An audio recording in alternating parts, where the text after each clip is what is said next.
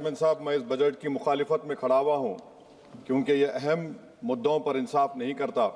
मिसाल के तौर पर सर, अगर आप देखेंगे मुस्लिम एनरोलमेंट जो UDIC का डेटा है 2021-22 का, मुसलमानों का एनरोलमेंट गवर्नमेंट का डेटा बोलता है प्राइमरी में 15%, यूपी में अपर प्राइमरी में 14%, सेकेंडरी में 12% और हायर सेकेंडरी में 10%।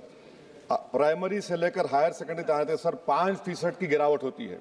वही सरकार का AISHE का डेटा है 2020-21 का। 2016-17 में मुसलमान 4.87 थे एजुकेशन में, 19-20 में बढ़कर 5.45 हुए और 2021 आते आते सर वो 4.64% हो गया। यानी जहां पर मुसलमान 2019-20 में 19,21,000 पे आगे, यानी 1,79,000 की गिरावट आई। ये क्यों हुआ सर? ये इसलिए हुआ क्योंकि ये मोदी सरकार तासुब और तंग नजरी के मजाहरे करती है। इसी वजह से मुसलमानों अक़लियतों में ड्रॉप आउट रेट ज्यादा है, लो एनरोलमेंट है और वो हायर एजुकेशन तालीम को मुकम्मल नहीं कर सकते। सर 3 स्कॉलरशिप स्कीमें हैं, 5 साल से cabinet committee of economic affairs in स्कीमों की मंजूरी नहीं दे रही है सर। 5 साल से ये आपकी तासुब और नफरत नहीं है तो क्या है बताइए आप? बजट तो पास हो रहा है ऐवान में, 5 साल से आप पैसे नहीं दे रहे हैं। क्यों? क्योंकि cabinet committee of economic affairs इसको मंजूरी नहीं देती है। और मैं बताना चाह रहा हूं, आप विकसित भारत बनाना चाहते हैं, मैं तायद करता हूं, मगर क्या आप 14% आबादी को नहीं पढ़ाकर, उनको एलिनेट कर आप विकसित भारत बना पाएंगे? विकसित भारत उसी वक्त बनेगा सर जब मुसलमान समाजी, इक्तिसादी, तालीमी और माशी तौर पर ताकतवर होंगे। मगर अफसोस के साथ कहना पड़ा, सच्चाई है कि सरकार नहीं चाहती ये हो। सर मैं हुकूमत से पूछना चाह रहा हूं कि यूनिट कॉस्ट स्कॉलरशिप का 2007 और 8 से रिवाइज नहीं हुआ क्योंकि जो तालीम का कॉस्ट है उससे मैच नहीं कर रहा है। आप 3 स्कॉलरशिप को डिमांड ड्रिवन नहीं कर रहे हैं। 11 साल से आप 10 स्कॉलरशिप नहीं बढ़ाए, वही नंबर ला के रख दिए। मैं डिमांड ड्रिवन करने का मुतालबा करता हूं। सर प्री मैट्रिक स्कॉलरशिप को क्यों 9th और 10th से शुरू किया था? Sir highest drop out rate मुसलमानों का है और हमारे मसीहा वेस्ट बंगाल में बैठे, वहां पर ड्रॉप आउट रेट मुसलमानों का 23%, आसाम में 30%। आसाम की सरकार गोली मारने का वीडियो कम बनाएगी तो शायद मुसलमान पढ़ ले तालीम में। सर मैं मुतालबा करता हूं कि मौलाना आजाद फेलोशिप को दोबारा शुरू किया जाए ताकि अक़लियती और मुस्लिम बच्चे हायर एजुकेशन मुकम्मल कर सकें। पेरेंटल इनकम आप इजाफा क्यों नहीं कर रहे सर? 1 लाख रुपए, 1.5 लाख रुपए क्या स्कॉलरशिप मिलेगी सर बताइए आप? और सर आपको मिसाल दे रहा हूं, आप तो काबिल आदमी हैं। 2022-23 में बजट था माइनॉरिटी मिनिस्ट्री का 5,000 करोड़, कितना आपने खर्च किया? 16%। 22-23 में सर बजट था 22-23-24 में 3,000 करोड़, 5% खर्च हुआ सर। 24-25 में बजट था 3,180 करोड़, 22% खर्च हुआ सर। PMJV के स्कीम है 1,914 करोड़, उसको आपने कम कर दिया 1,565 करोड़। तो मैं सरकार से मुतालबा करता हूं कि मिनिस्ट्री ऑफ माइनॉरिटी के बजट का 10,000 करोड़ कम से कम होना चाहिए। तासुबियत को खत्म करिए आपकी स्कीम में। सर दूसरी बात, इनकम टैक्स के बेनिफिट मिलती थी हमारे फौज के सिपाहियों को जो विकलांग थे, आपने इनकम टैक्स बेनिफिट छीन लिया उन लोगों को। ये कैसा इंसाफ है आपका बताइए? जो फौजी सर्विस में है, अरे प्राइम मिनिस्टर अगर एक ट्रेन की झंडी दिखाएंगे तो उससे बढ़ के पैसे खर्च हुआते, तो आप क्या बचा रहे? सर 11-12 साल से वजीर आजम मोदी हैं, हमारी एयरफोर्स का स्क्वाड्रन गिरकर 29 पर आ गया।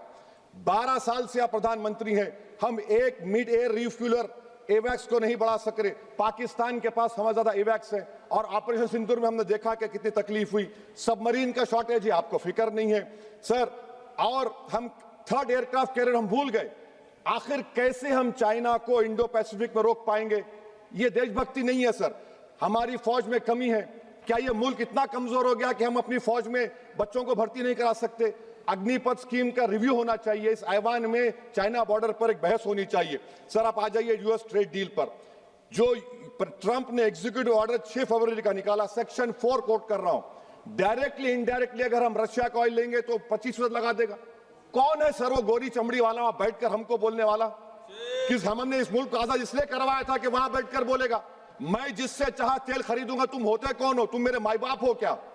आप 25% लगाएंगे सर। और वर्ड क्या इस्तेमाल किया? इंडिया। यानी अब नयारा जो है, नयारा कंपनी बंद हो जाएगी और हमको मॉनिटर करेंगे आप, भारत को उस पर ओवरसाइट करेंगे। अफसोस की बात है कि सरकार खामोश है। सर 2019 में ईरान का ऑयल मत लो, बोले आपने गलती की, आपने ईरान का ऑयल नहीं लिया। तो अमेरिका ने कहा कि इराक से लो, कंपेरेबल रेट पे, कंपेरेबल रेट पे, मार्केट रेट, नॉमिनल प्राइस पे नहीं। आज यूएस कह रहा है कि मोनोपोली रेट पे लो। कहां है सर? हम क्यों कर रहे हैं? क्यों इतना गिर रहे हैं इस गोरी चमड़ी वाले के सामने? आखिर हमारी हमियत कहां है सर? और एक बात बता रहा हूं सर, ये यूएस ट्रेड डील से European 2 minute sir, European union की ट्रीटी से हमारा पीएलआई का पूरा असर पड़ेगा, क्योंकि आपने टैरिफ गिरा दिया। आपने टैरिफ गिरा दिया मेडिकल डिवाइसेस पर, आपने टैरिफ गिरा दिया सोफिस्टिकेटेड मशीनरी पर, तो यूएस इंडस्ट्रियल गुड्स आएंगे, तो डीइंडस्ट्रियलाइजेशन का खतरा है इस मुल्क में। Sir, you are we signing a free trade agreement और a force purchase order. Sir, Bangladesh से यूएस ने कह दिया कि हमसे कॉटन खरीदो, 0 टैरिफ। सर, भिवंडी, मालेगांव, बनारस के पावरलूम का क्या होगा? 70% रॉ कॉटन हम देता बांग्लादेश को। सर, एमएचए का बजट 5.7 बढ़ गया, डिफेंस का 15.99। मैं सरकार से मुतालबा करता हूं कि वेनेजुएला में जो हुआ, आप एक ऑपरेशन इंसाफ करिए। ऑपरेशन इंसाफ के तहत हाफिज सईद, मसूद अजहर, लखवी को घुस के लाइए भारत में, तभी इंसाफ होगा सर। जब तक खत्म कर रहा हूं सर, हम कुलभूषण यादव को भूल गए। वो कुलभूषण यादव उसको आईसीजे में रुकाया। आखिर हम कब लेके आएंगे कुलभूषण यादव को? वजीर आजम इजराइल को जा रहे हैं, मैं उनसे ये मुतालबा करता हूं कि वो गाजा को जाएं, 15 मिनट जाकर देखें, 60,000 फलस्तीनियों खत्म कर दिया गया। और नेतन्याहू पर आईसीजे का अरेस्ट वारंट है, आईसीसी का, और आईसीजे में केस चल रहा है सर। तो मैं आपसे मुतालबा करता हूं कि वजीर आजम गाजा के बारे में देखें। मैं ज़ायनिज़्म मुर्दाबाद बोलता हूं, भारत जिंदाबाद। और ये सरकार तेलंगाना से नाइंसाफी कर रही है, कुछ नहीं दे रही है। बहुत बहुत शुक्रिया सर। बी सेल्वराज जी। பேரவைத் தலைவர் அவர்களுக்கு வணக்கம். பொருளாதார